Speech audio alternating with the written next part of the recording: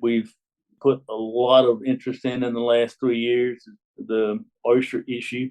whereby the commercial oyster industry has been basically really overharvesting reefs that needed to be not harvested as much. And so that is where a lot of our efforts are going in now.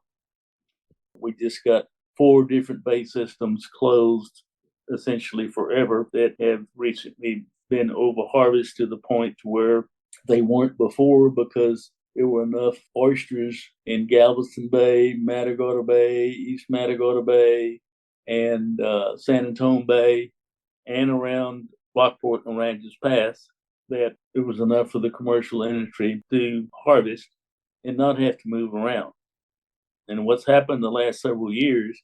is, especially after Ike and Galveston Bay being the biggest producer of oysters